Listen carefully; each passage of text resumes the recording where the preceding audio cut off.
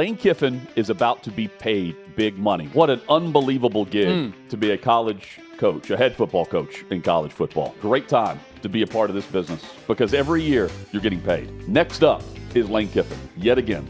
For whatever reason, Kiffin is always mentioned for these jobs every year. Who's to say Ole Miss, who's a better program right now than LSU, can't stay that way? The trickle-down effect of other coaches that will get opportunities to either bolt or get a raise. It is raise season. All rise across college football. Congratulations to college coaches everywhere if you're having any success. What an unbelievable gig to be a college coach, a head football coach in college football. It's stressful. The anxiety is at an all-time high because you want to keep your jobs, especially if you're an assistant. But, Chad, if you're a head coach, especially in the Power Four, it is a great time to be a part of this business because every year, if you have any leverage whatsoever, you're getting paid. Next up is Lane Kiffin, yet again. I believe this will be his third extension if he stays with Ole Miss since 2022, like long-term extension. It's already in his current contract. He triggers an extension by a year just by winning 7 games, which has already happened. So he's already extended that financially. There's a bonus on top of that as well. But he now has LSU and Florida throwing money his way. And he's doing this while he's coaching a college football playoff team. Ole Miss is that caliber this year. He's got that group. And upsets happen whenever players tend to look ahead to a big-time matchup or a rivalry matchup and they overlook the upcoming opponent. Well, now Kiffin's facing that again. He's managed this in the past, but not with a team of this caliber and not with a time frame that's going to take place while he's coaching this team that is this playoff caliber. So as of last week, Ole Miss needed to hit Cignetti money to extend him, which is a little over $11 million per season. He's making $9 million right now. You would think he's going to get Indiana money. Bottom, that's just base is what I would be looking for if I'm Kiffin to stay at Ole Miss because of LSU and Florida. That was last week, though. That was before LSU got involved. And so now instead of Cignetti money, it's LSU money, which could be higher than that. We know that. They could throw things around. They've got governor approval there. So Jeff Landry signs the checks. I'm thinking, to climb to LSU money, do it now. Jump ahead and get in this spot if you're Ole Miss, because Ole Miss is also in a great spot. For whatever reason, Kiffin is always mentioned for these jobs every year. And you've got the coach right now. Everybody else is trying to talk to your guy. In this era of college football, there's not a lot of great coaches, and he's the one that always comes up. If he's perfect for LSU, if he's perfect for Florida, then you've got the guy that everyone wants, that everyone feels like they're better at you and more deserving than you of having. I would lock him up, and I would do it now before things get going playoff-wise, because he's coaching a team that's 7-1.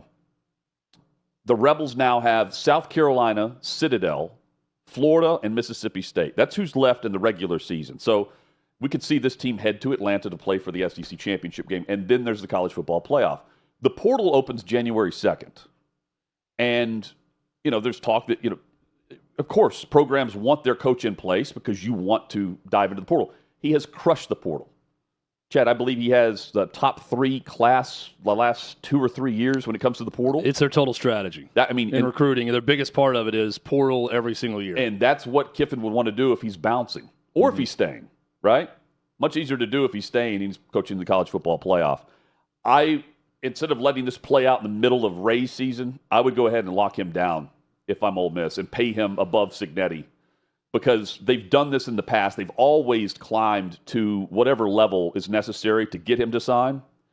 I would do something that incentivizes him to sign and stay because, he stayed last time. We've seen him in more renegade mode in the past. He left Tennessee for USC, which is his dream job. Al Davis called him a flat-out liar. That was old Lane Kiffin. Now he stayed at Ole Miss much longer than anyone expected. And I look around and go, well, if everyone else is clamoring for him, Ole Miss, behind the scenes, is absolutely going around. Oh, absolutely. Doing what they can to go ahead and just put this to rest before the bidding war begins, because if LSU settles, if they really settle on him, it's kind of game over, isn't it? Even though he's telling McAfee and others that he's never done anything for money, all he does is make money every single year based off everyone else talking about him. I would put it to rest now before it becomes an even larger distraction. He's already addressed his team about it. I don't know how you don't think ahead if you're looking at the LSU job, right? Where you can go win a title, and certainly you can do that at Florida too. The ball's in Ole Miss's court now, because they've got the guy under contract that they can go ahead and extend long term. Yeah, it is, but it's also obviously in Lane Kiffin's court as well, who's going to have all these different opportunities, and LSU being the top one out there. It's no coincidence that the Vegas betting markets went absurdly towards Eli Drinkwitz being the next Florida coach when LSU came open. And I think that's twofold. One, if you make the college football playoff, you make yourself more difficult to be hired by another job. Because the way the portal works in that window now, you're not going to leave your team as they're preparing to go play for a national championship in the playoff. So it delays everything with the next job. We know if LSU's waiting through the playoff that they've hired Lane Kiffin. Right. We're all going to know at that point what's happening, but it makes it more difficult to leave for another job. So if you wanted to move, let's say you're Eli Drinkwitz. I don't know Eli Drinkwitz. Maybe he loves Columbia, Missouri, and he wants to stay there and retire there for the rest of his life. But if you're a coach like Eli and you want to be on the move, then it's advantageous for them to lose to Vandy on Saturday in that game. It's advantageous to them to lose one more and be 9-3 and out of the playoff, because then it's a lot easier for your agent to go deal with Florida and take that job and get there quicker and get a jump start on the transfer portal, recruiting, everything else. Lane Kiffin, it would take an epic collapse at this point with that schedule. Yeah, after that they'd have win. to lose 2 more games, and I just don't see it. Maybe they lose to Mississippi State in a rivalry game, but I don't think they're losing to Florida at home this year. I just don't see it happening. Now, people would have said, well, they look like a shoo-in for the playoff a year ago, and they blew it at Florida with a coach who was on the hot seat. I don't think it's going to happen this year. That makes it harder to hire Lane Kiffin, easier to hire someone like Drinkwitz.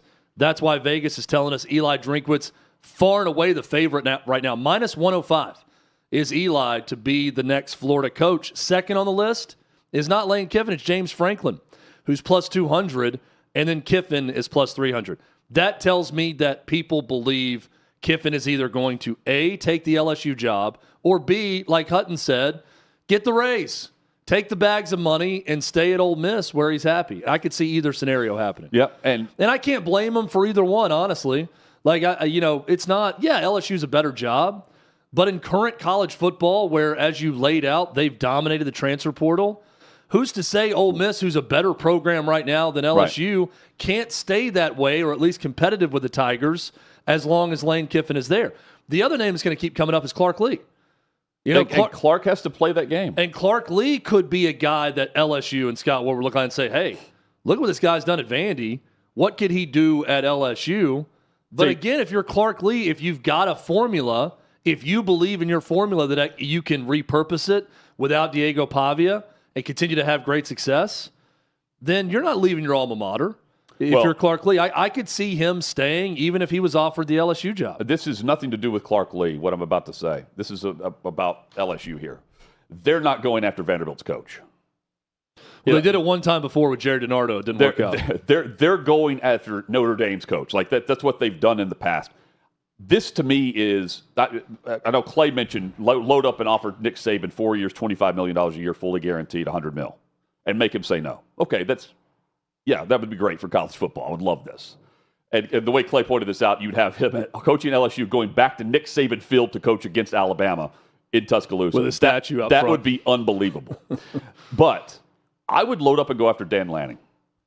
I mean, you're one of the few programs that can actually get his attention to leave Oregon and what he's done. He's making $11 million or $10 million a year after his raise last year. Everybody's going to get raises here. I would start there. And then, Joe Brady, to me, would be my base. Yeah. I would go get him. But Kiffin's on this list because, he's great at recruiting, great with the quarterbacks, and his offense is going to be exciting. He will embrace wherever he is.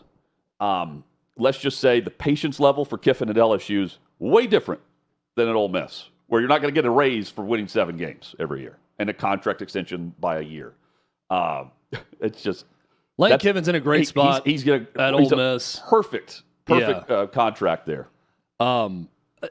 Scott Woodward, you're right. The MO is I got to go steal someone from a big program to make them my head coach. He did it with Jimbo Fisher, taking Florida State's coach. And his MO has also not worked. Right. He's offered insane contracts with enormous buyouts that hurt Texas A&M in the long run because they have to pay. Now, they have the money to do it, but they had to pay Jimbo Fisher, still paying him. You look at now what he's doing with Brian Kelly, hiring him, and now the enormous buyout. He's got to pay for him. So the question for me is, does he learn from his mistakes and say, I'm not doing this a fourth time, if you count Chris Peterson at Washington, who he hired. I'm not going to do this a fourth time, even though one of the 3 worked out. The other 2 did not.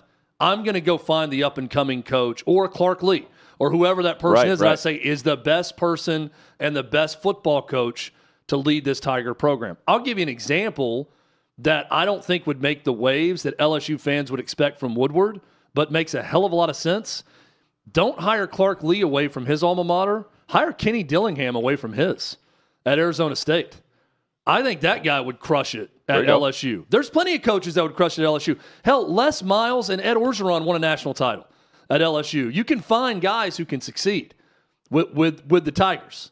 So I would look at Kenny Dillingham. I think Dan Lanning would be just an absolute grand slam hire.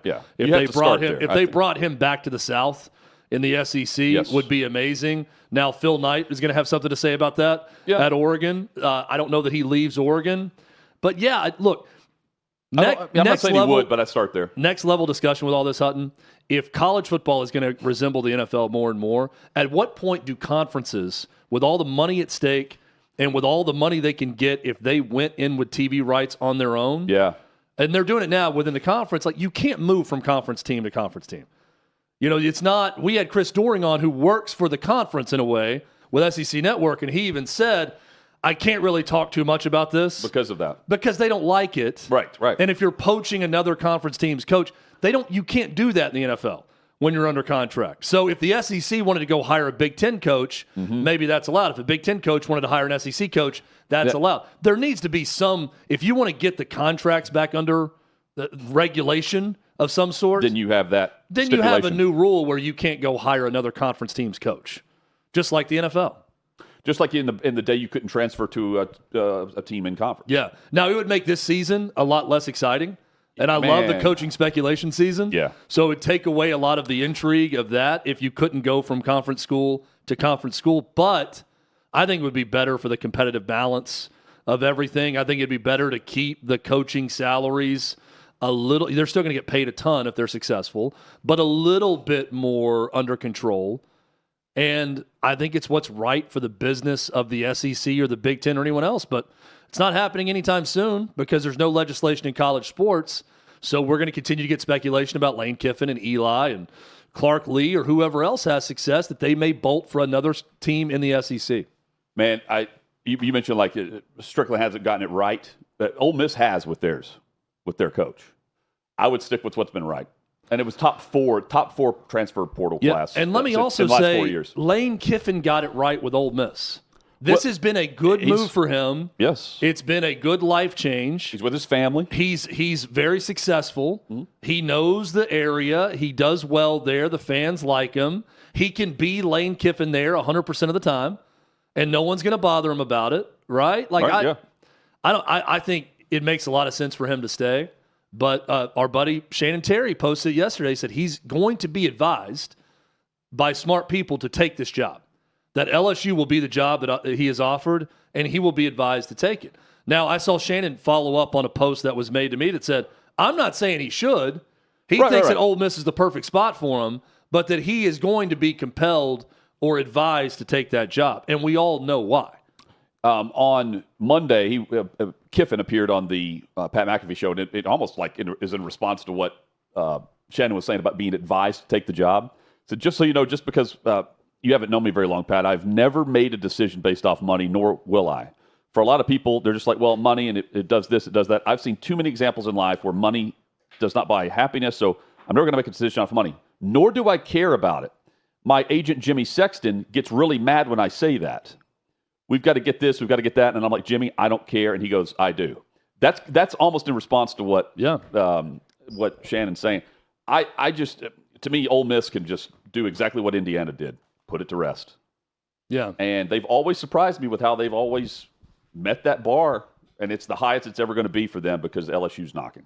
Well, Ole Miss is going to be in the tournament this year, we believe. So if you can make the tournament, you can win a national title, conceivably. First one since 60. They haven't done it, right? It's not, they haven't done it in a long time. They haven't done it since since integration of the sport. Really, has Ole Miss been a power? They haven't won the SEC level since 63. And LSU's won 3 national titles with 3 different coaches in the last 20, which means you can go do that. 25 years. Right. So that's the advice you're getting. See, right? That's what football people will say doubt. is, Lane, you can go win a national title quickly. Brian Kelly thought the same thing. Didn't work out in 4 years. But Lane Kiffin knows he's a better coach than Brian Kelly. And the dudes we're talking about, he believes he can go do it. Chad, Brian Kelly was the last coach on your likability rankings. Yeah. Any hire that we're talking about right now is likable, and they will embrace Louisiana. Yes. Dan Lanning, all that. So, like, Dan Lanning can look at Oregon and say, okay, we're here. How do I go win a national title in 3 years? He could do that at LSU, right? Like, he could do that at Oregon, but there are a lot of perks to being in the SEC. Bring him back to, where he was. But everybody's going to, all these top guys, man, just paid. Just straight money. So you got Kirby Smart, who's making $13.2 right now. Ryan Day's at $12.5. Signetti's now at $11.6. So Kiffin, to me, has to be the third highest paid coach. But that won't last. He has to be in the 12 range. I think so too. Well, it's like a $3 million raise per year. Dabo's at 11.4. Then there's Sark. Then there's Dan Lanning and DeBoer. Those are your coaches that are $10 million or above per year. Everyone else is beneath that. Well, Belichick's at 10.1, which looks insane. I know. I mean, truly insane right now. That's what leads you to believe that North Carolina may just pull the Band-Aid off after a year and pay the buyout. But I think Dan Lanning's a good one. That name is popping up some. Kenny Dillingham is having to answer questions about whether he's going to stay at his alma mater. Yeah. That's another one that's going to get looks from a lot of places. And you also it is fun to think about. It's not fun for fans of the schools. I get that. But if you are a college football fan, this time of year is so special in the possibilities. I mean, think of all the possible openings now. Missouri, if Eli leaves. Ole Miss, if Lane leaves. Arizona State. The trickle-down effect of other coaches that will get opportunities to either bolt or get a raise at their current job because their agent's going to argue that, actually Arkansas is better than this current program or whatever the school is. And I've never been more sure that James Franklin's going to get a good job than when I see the list of openings. Yeah. And how he's not going to fall too far below a really good one, especially if, like, Auburn is a good example. If Auburn comes open, Florida State we think is probably going to come open. James Franklin, I could see landing one of those 2 jobs. If you know you're getting James Franklin, you can make a move. I think, but some of these coaches that are, really, really tight right now, right? They're worried. They may not have to be worried for much longer because a university may say, well, the program, let's not jump in this pool right now. Yeah. Because there's too many sharks. And we don't want to just pay this amount. We're going to do it in a year where, like, Kentucky's talking about making a move. So you got Kentucky competing against Arkansas, competing against Oklahoma State. A negotiated buyout with Mark Stoops, so both sides can leave each other. Yeah, where would he land? The Virginia Tech talk was early, but it's cooled. Is that with like him Oklahoma and Virginia State Tech. or Arkansas? Or, I don't know. Oklahoma State's a good one. Yeah. I don't think Arkansas. Or not Arkansas. I think Oklahoma State would be a good level for him and a good location. Yeah. And then what does Penn State I can see do? Mark Stoops in Stillwater. Does Penn State rule? Matt Rule's that kind of died down the last week. I think that I think Matt Rule is going to leave for Penn State immediately, right? Like it feels like that's what's going to happen. Yeah, because there's no it's a talk. done deal. There's no talk. There's no other guys really being mentioned heavily at Penn State. Yeah. I think he's going to bolt. And then Nebraska comes open. I mean, again, all the possible dominoes. And then you have other coaches like Lincoln Riley who, he'll bolt. By the way, you know who would do well at Nebraska? And this is going to shock people for me to say based on what he's doing now? Mark Stoops. Mark Stoops. Mark Stoops is another Bo Pelini. That's a style. They shouldn't have run off Bo Pelini, who was winning 9 and 10 games a year, and that wasn't enough for Nebraska at the time, and they have been terrible ever since. So Mark Stoops brings that mentality back to Lincoln if he's the coach. Yeah. So many possibilities. Yeah, I mean, you're right. It's a fun season. It's race season. And all these coaches talking about and complaining about all the questions that get asked about their jobs and whether or not they're going to leave a program. Your universities are doing this. It's not the media's fault that guys get canned and jobs come open and your name gets mentioned through your agent. Like, why is the media to blame for questions being asked your way whenever reports come out that are clearly out there because you're being talked about, not by us first, but by your agent or by the program that's making a move? For the coaches that complain about that, I would like to tell them, okay, if you don't like it so much, sign a contract that says you can't leave for any job because you're under contract, and stop taking a raise every year because your agent's flirting with other jobs. If you don't like that because agents talk and they know and they talk to media members, then stop flirting with jobs or stop taking a raise every year you have a good season. Every single year. Once you do that, we'll stop asking you the question, Coach. Or a raise by having an average year. Yeah. You know where they don't get those questions? The NFL. Because they can't leave when they're under contract. You're right. They're not getting questions about, hey, are you interested in the Titans job and leaving for that? Because they can't if they're an active head coach. Yeah. Yeah. Sarkisian. It would settle a lot How of issues. dare you mention me with the Titans? Yeah. Trey Wallace. Everyone knows I want that Dolphins job. Trey Wallace joins us next right here on Hot Mic.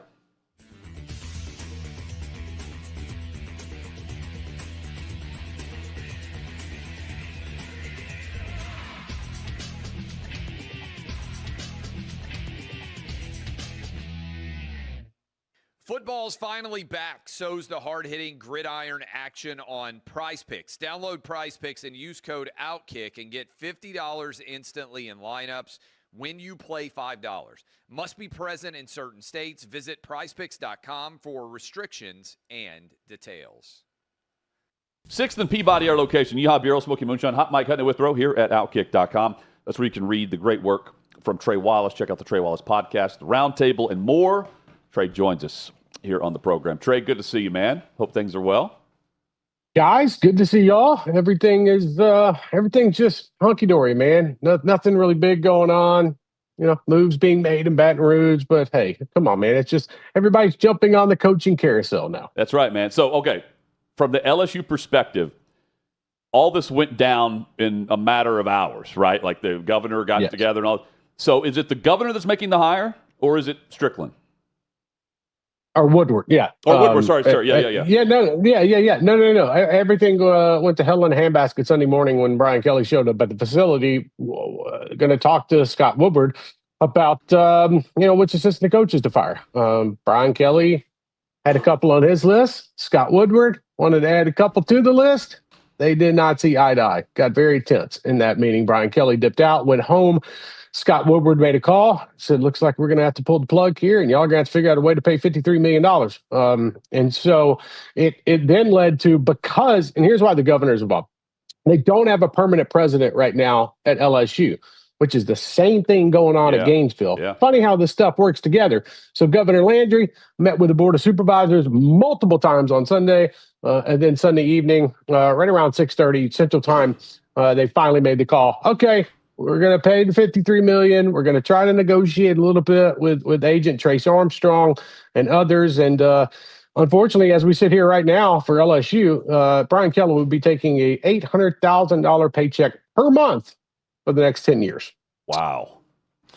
I mean, it's just, Bobby Bonilla. I got in the wrong business, boys. Yeah, the numbers sound, just made up when you hear some of these figures on coaches. Is it Lane Kiffin for LSU? The betting markets immediately shifted when LSU came open, and Lane Kiffin suddenly the third favorite, where he was the favorite at Florida. Now Eli's the favorite at Florida. Trey, it kind of feels to me now what that's telling us is it's either he's staying at Ole Miss or going to LSU, and Florida's probably off the table. Yeah, I from talking to multiple sources over the last 48 hours regarding this, and even going back to the Florida search, I've been kind of hinting at this. We've been talking about this with Brian Kelly leaving, and then it would open up the door where Lane would have to make a decision on either Gainesville or Baton Rouge. And I'm not trying to piss off either fan base when I say this, most importantly, Gainesville here, but LSU is the job, in my opinion, over Florida. By far. Right. And so now the decision becomes, in my opinion, and others here, if Lane Kiffin decides to stay in Oxford, which he could, I'm giving a very good percentage, he just stays home. And by the way, brush up on your social media skills when it comes to deciphering his emojis on X and Twitter. Now it becomes, is it John Summerall, Dillingham? What does Florida do in this situation? Where does James Franklin fit into the picture? Like Lane Kiffin, here's the thing. I know he's a change man, but my dude loves to troll on social media. So, I mean, he puts out a post last night talking about the Velvet Ditch. And if you don't know what that is, it's a reference to Oxford. It's not some kind of adult entertainment club Sounds like that you an can STD. go to. Right. Exactly. It sounds like something someone got in World War I. Wow, okay. Never heard of that. Sounds like a round table. Continue to tell us about the Velvet Ditch, please. No, I think I'm going to move on from the Velvet Ditch. Yeah. So what I'm getting at here is that the mouse is here. Look, the mouse is here. Yeah, it's about 35 miles away. Highfalutin establishment there in East Tennessee. Man, the Velvet Ditch. That's a great man. Now y'all got me rattled here. No, I think, look, this comes down to, in my opinion, does he think LSU is the right fit right now? And honestly, I think it is. I think it's a job he can go in and succeed at. But at the same time, again, we talked about it. He loves it in Oxford. So he doesn't have to worry about money either, guys. Like, he's going to be paid. He'll be a top 5 highest paid coach in college football once the season's over. Ole Miss is going to pay him. But is LSU going to come after him? Absolutely. Are they already coming after him? Yes. Jimmy Sexton's already fielding phone calls right now. So this is going to be the ripple effect that we probably saw in 2021. I don't put Nick Saban in that category. By the way, LSU is going to call Nick Saban or Jimmy Sexton or Miss Terry and say, how much would it take you to come out of retirement, even though he'll stay in retirement? But at the end of the day, I just feel like this is going to be either Oxford or Baton Rouge. Could be wrong on that, but I'm getting that feel right now that a big decision will be made. And oh, by the way, you're going to have to wait 2 months for this. So, I hope fans are in it for the long haul here, and I hope the schools are too, because the playoff doesn't start till December 19th, and that's 2 weeks after early signing day for high school recruits. So you mentioned Saban. No disrespect to the other coaches, but you mentioned Summerall and Dillingham. They're not going from Saban to those guys. To me, I would go to Dan Lanning next, right? Like that. Right. That's you just keep going down those tiers. Because you're LSU. That's what we've seen in the past, right? I'll also raise my hand and say I'd rather have Dan Lanning than Lane Kiffin. Oh, yeah, me too. I mean, I would put Dan Lanning on top of that. No doubt. Of track record at an early rate, a lot of factors. Yep. But would absolutely crush it at LSU.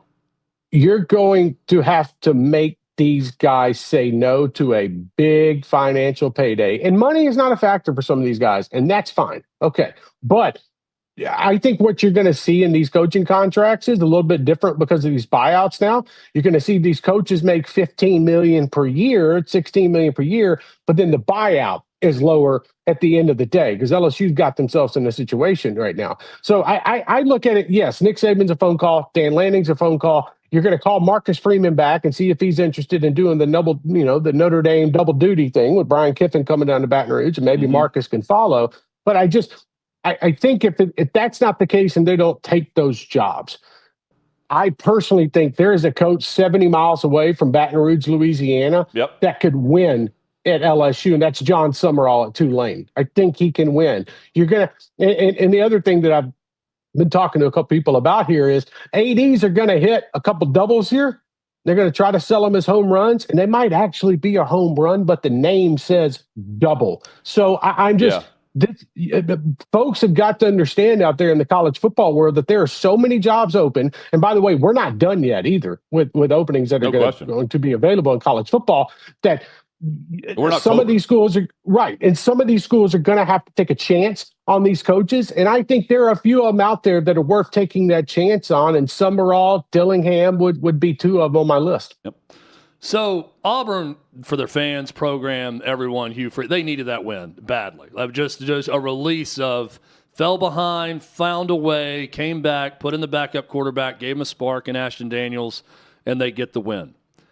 But long term, does that do anything for Hugh Freeze and his possibilities of keeping that job? And is there a chance where Auburn, if they win a couple more or look good down the stretch, where they just say, we don't want to get in the rat race this year with everyone else coming open this time. Let's give it one more year. I think it helps him. But also, Trey, you can look down to Gainesville, Florida, and show where they could have fired Billy Napier at the end of last year and probably should have and didn't. And then look what happened. That's a good point, too. Chad, you make a great point, brother. And I think that, yes, there are athletic directors I've spoken with that are trying to make the decision on, do we punt on this season to come back next year and try this coaching carousel out? But the problem is, guys, it's going to be crazy next year. Like, this isn't stopping. You know, there are going to be a certain amount of teams that decide to make that move. As for Auburn, that win over Arkansas does nothing for Hugh Freeze besides give fans a little hope. I mean, I'll give you just a tad bit of background. My little brother went to Auburn, okay? And I texted him, congratulations. He was like, damn it, why did we have to win that game? That's their mindset. They didn't care if they lost to Arkansas this past weekend. Let Bobby because they Petrino win that job at Arkansas, not our guy win that job and keep it. That's what they wanted. Right. And by the way, that's the sentiment of a lot of Auburn fans that I know. So John Cohen's going to have to make a decision. I don't think what we saw at Arkansas is going to win Auburn, maybe three of the last 4 games. They're going to beat Kentucky at home this week, right? You would hope so. I think so. Yep. I mean, does he save his job if they go to Vandy and beat a top 10 Vandy team? That's hilarious to think about at the start of the season. If we said that was the scenario for Hugh Freeze, you must beat Vandy to save your job.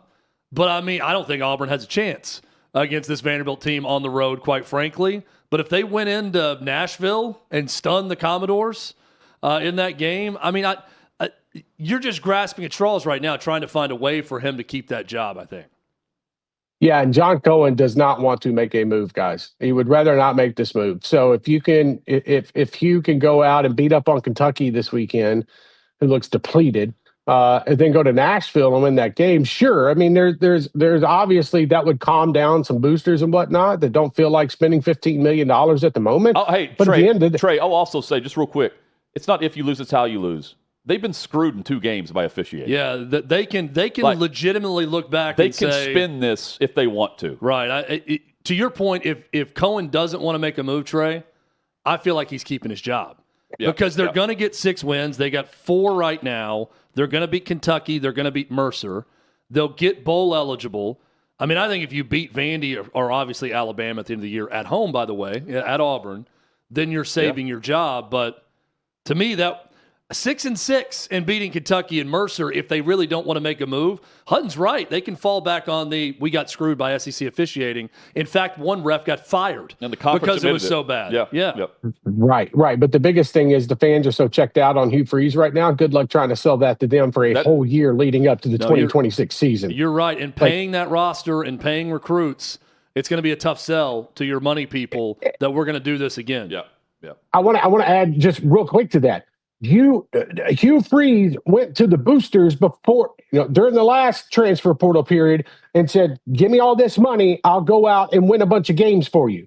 He can't go back and have that same conversation to the boosters, first off, because they know this would be a 1-year rental and then he's gone.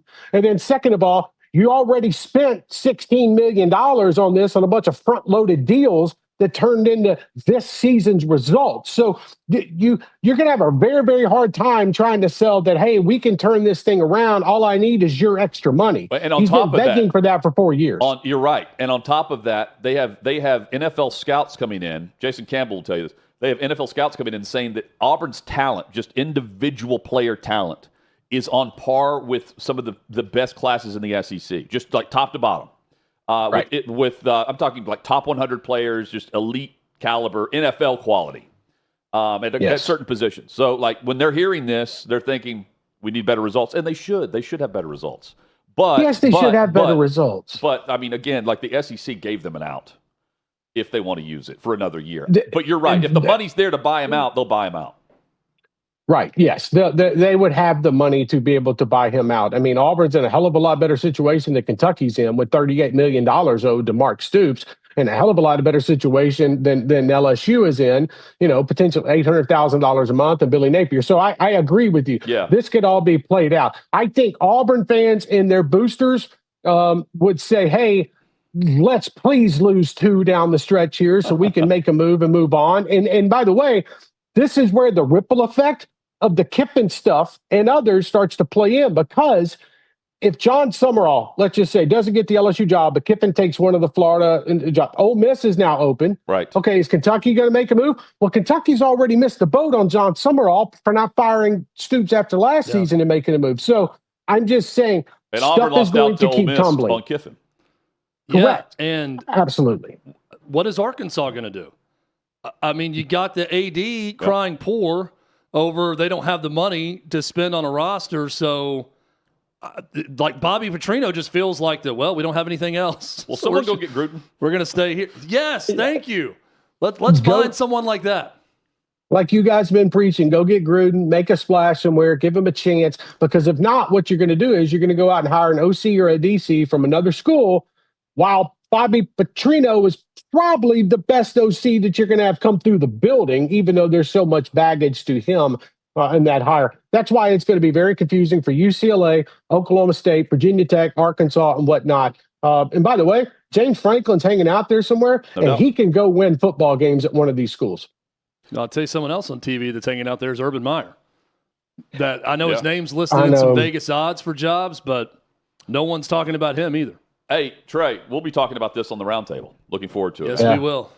I look forward to it, guys. Appreciate y'all having me on. We'll have an episode come out this week, and looking forward to another crazy weekend of football. Same Full here, deep dive coming up in the roundtable with these jobs. That's Trey Wallace. Thank you, guys. From OutKick. We always enjoy a chance for me to throw out all my crazy theories about who could go where. Yeah.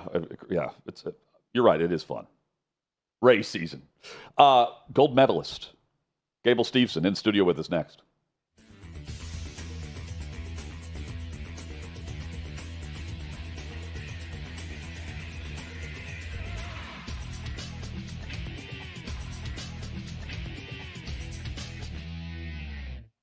Football's finally back. So's the hard-hitting gridiron action on Prize Picks. Download Prize Picks and use code OutKick and get $50 instantly in lineups when you play $5. Must be present in certain states. Visit prizepicks.com for restrictions and details.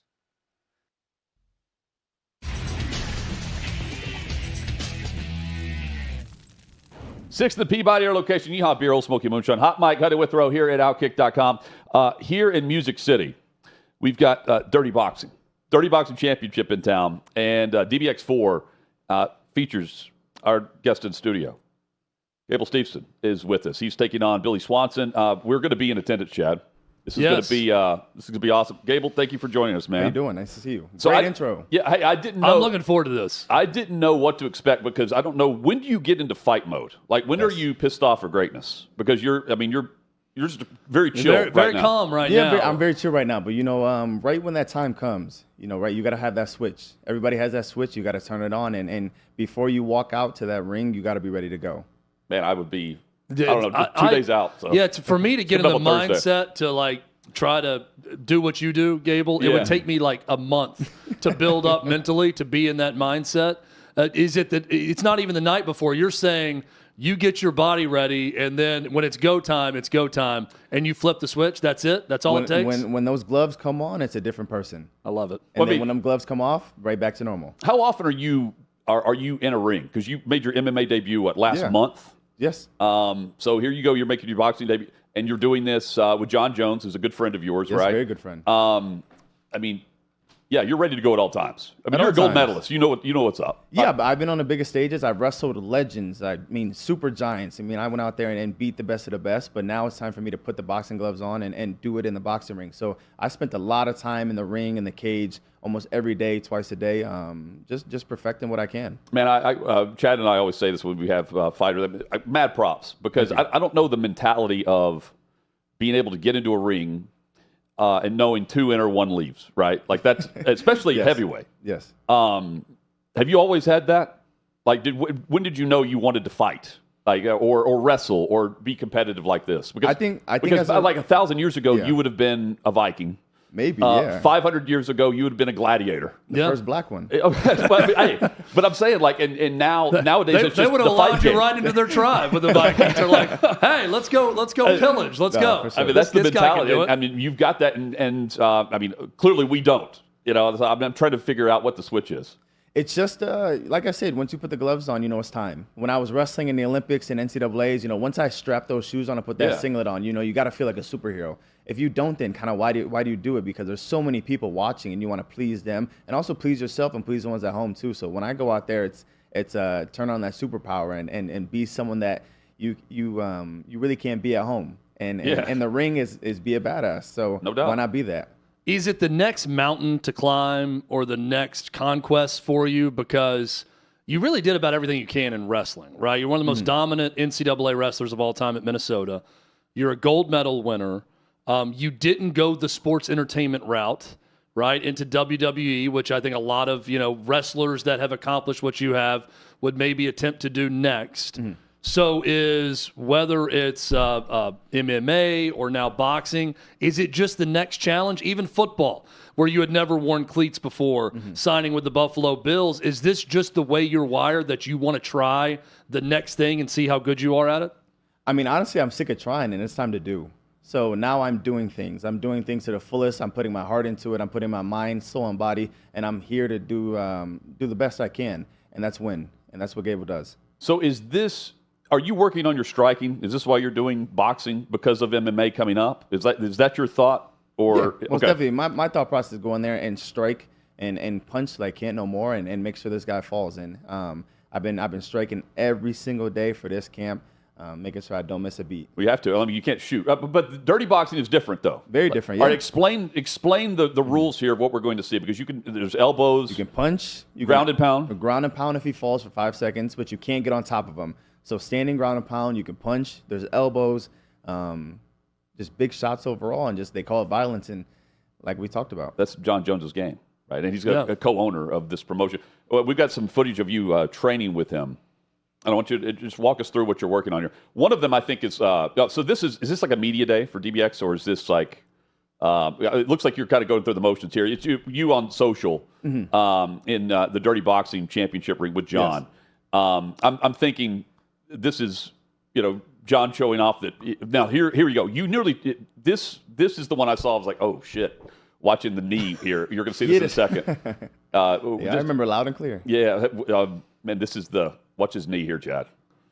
Jon's. I'm afraid already. Yeah. What are you thinking at this moment right there? I'm thinking I'm having a great time with someone that's fantastic. I mean, a lot of people was like, "Wow, was that just a love tap? Got need?" You know, it was a love tap. It was a vet showing a rookie. Yeah. Hey, let's make things correct. But those videos are almost a year old now, and Okay. So I don't think people know, like, from that point, like, levels have been jumped. So it's the best part. You hit him up and said, I'll come be your sparring partner, because he was training. So the thing is, Jon wouldn't even let me be a sparring partner, because he was like, I don't want you to get into the ring with me because you didn't even know how to defend yourself. So that was a whole year ago now. So now I feel a couple weeks ago we finally get up in there and put the gloves on and go back and forth, which is really nice. How nervous were you a month ago at MMA? Very nervous, but I mean, without nerves, you know, pressure makes diamonds, and you gotta make those cuts. See, man, if I were you, like, you've done everything at the top level. I don't know if I would want to get. There's a good nervous about it, you know. Sure, and if you don't feel it, I think it would be weird. But you've got the mentality you're going to go whip ass. How is he as a mentor for you, Jon Jones, Great, and what he's taught you? Fantastic. You know, he's taught me things that I've never even seen people even think about in their right mind. So when I go to New Mexico, it's the best thing ever, because you get the greatest fighter of all time helping a very good wrestler learn how to strike, and somehow he picked it up very well. So is he, I may word this wrong, is he validating for you that you have the skill set necessary to do UFC? Like, is this, because he's the greatest fighter, period. Of course, yeah. You're the gold medalist. You've been there and done that. But there's a skill set necessary, and he wants to. I mean, he's been very vocal that he thinks you're going to be the world heavyweight champion in UFC. I believe so too. when you hear that from him, is that the validation you need to hear to do this, or is this just run of the mill for you because you're already expecting it? It's great validation to have someone like that recognize that you can be something, but also you got to believe in yourself. And so Jon has really installed, hey, you got to believe first, but everything he says is just the cherry on top. But also we put in great time and do great work. So DBX4 coming up Thursday night at the Pinnacle here in Nashville. We're going. We will be there. We're going to see this. Tickets available. I would go to dirtyboxingchampionship.com. You can also hit them up on Instagram. It's free on YouTube as well. The fight's free on YouTube. If you want to watch this, just look up the Dirty Boxing Official, the YouTube channel. DBX4 live and free on YouTube this Thursday. Your opponent, Billy Swanson. He's got like 4 straight knockouts or something. Does he? I don't know. Of him getting knocked out? No. Well, no, I think he's knocked out 4 straight, right? Opposite. Is it He's the been opposite? knocked out 4 times? Yes. Oh, so he's fought 7 times. When I heard the 4 knockout streak, I'm thinking like, I thought he had knocked out 4 Will straight. this be the 5th straight then knockout? Let's go. I'm hoping this is a 5th straight knockout for him. him, yes. Him it getting will be. knocked out for a Yes. 5th straight time. I think we know. Just this. to clarify. If the dude's been knocked out 4 straight times, yeah. if this guy, this is okay. How long is this fight lasting? What are we?